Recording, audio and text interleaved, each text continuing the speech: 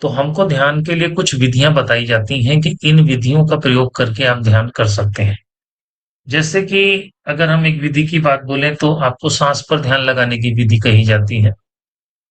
इसी प्रकार से आपको और भी अन्य विधियां सुझाई जाती हैं कि इनका प्रयोग कर लो, इससे ध्यान घटित होने लग जाएगा। लेकिन वास्तविकता में जब हम ध्यान की बात करते हैं या आप ध्यान की बात करते हैं, तो आप अपने ही मन के साथ पंगा करने की बात करते हैं। जब भी आप ध्यान करने के लिए आंखें बंद करके बैठते हैं, तो आपको जैसे ही आपका मन फुर्सत में पाता है, आपसे आपकी जिंदगी की वो बातें शुरू करता है जिन बातों को आप अमूमन नहीं करना चाहते। और जैसे ही वो आपसे ये बातें शुरू करता है, तो आप ध्यान में शून्य को ढूंढने निकले थे, आप शांति को ढूंढने निकले थे, लेकिन आपको शांति नहीं मिलती है और आप बहुत बेचैन होकर के ध्यान से उठ जाते हो या आपको उठा दिया जाता है। यानी कि आपका मन यहाँ पर आप गौर करेंगे, जब भी आपको फुर्सत में पाता है, तब तब आपसे वो बातचीत शुरू करने की कोशिश करता है। और हमने अपनी जिंदगी में बहुत सारे अनडिजॉल्व्ड इश्यूज को एक्टिवेट कर रखा है, जो हमारी लाइफ में साइलेंटली चार्ज्ड हैं।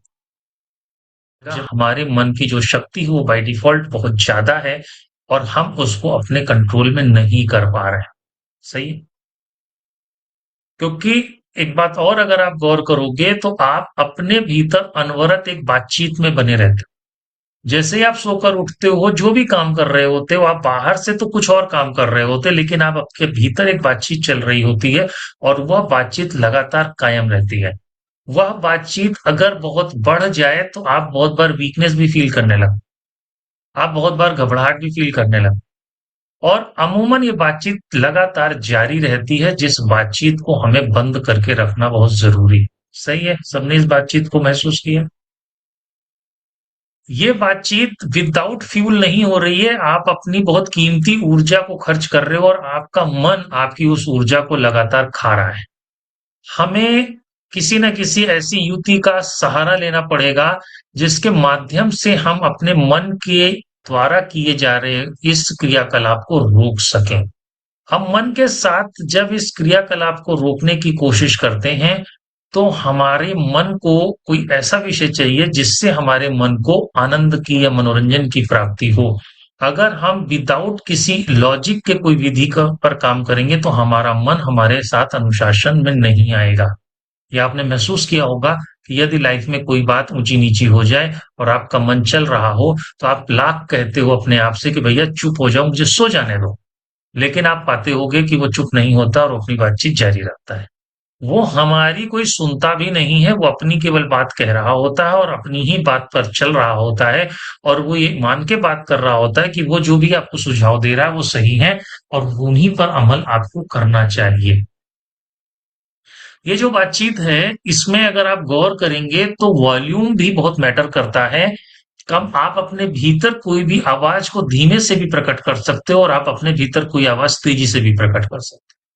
अगर आपके बहुत किसी नजदीकी रिश्ते में कोई बात गड़बड़ होती है, तो आपका मन बहुत जोर जोर से बात करने शुरू कर देता है। तो कई बार उसकी जोर से बातचीत होने पर आपको लगता है कहीं आपके मुख से भी कुछ बातें ना निकल गई। सही है? जो भी लोग इस स्थिति को फील करें किया होगा, अमूमन सभी ने फील किया होगा, लेकिन मन की इस स्थिति को ठीक करना जरूरी है। लाइफ के बाबत एक चीज और हम लोग चर्चा करेंगे कि हमने जब से अपनी जीवन यात्रा को शुरू किया है और आज हम अपनी जीवन यात्रा पर जहां पर भी हैं, इसमें अगर हम गौर से देखेंगे तो हमने अपनी जिंदगी में बहुत कुछ भरा है, बहुत सारे विचारों को भरा है, लेकिन हमने अपने भीतर की साफ सफाई पर कोई काम नहीं किया है। सही है मेरी बात? हमने अपने भीतर की साफ-सफाई पर कोई काम नहीं किया है, क्योंकि हमें पता ही नहीं है कि हमारे अंदर जो विचार भरे हुए हैं, उनकी साफ-सफाई कैसे होती है। हमने अपनी उम्र के हर पड़ाव के विचारों को अपने भीतर भर के रखा हुआ है और हम उन विचारों के साथ लगातार कनेक्टेड रहते हैं। ये विचार हमको बार-बार बहुत तरीके से पीड़ित भी करते हैं, लेकिन हमको युति ही नहीं पता है कि हम अपने भीतर इन विचारों की सफाई कैसे करें।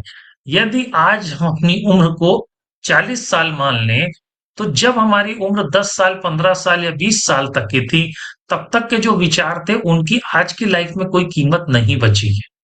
क्यों भाई? सही है ये बात? अगर आज आपकी उम्र 40 साल है और जब आपकी उम्र 20 साल थी, तो तब तक के विचारों की कोई कीमत नहीं बची, कोई उपयोगिता नहीं है, तो क्या उन्हें निकाल करके खाली कर लेना अपने को जरूरी नहीं है? लेकिन आपको पता नहीं है कि ये साफ सफाई होगी कैसे। इसके लिए हम लोगों को योग विद्या की शरण में आना पड़ेगा।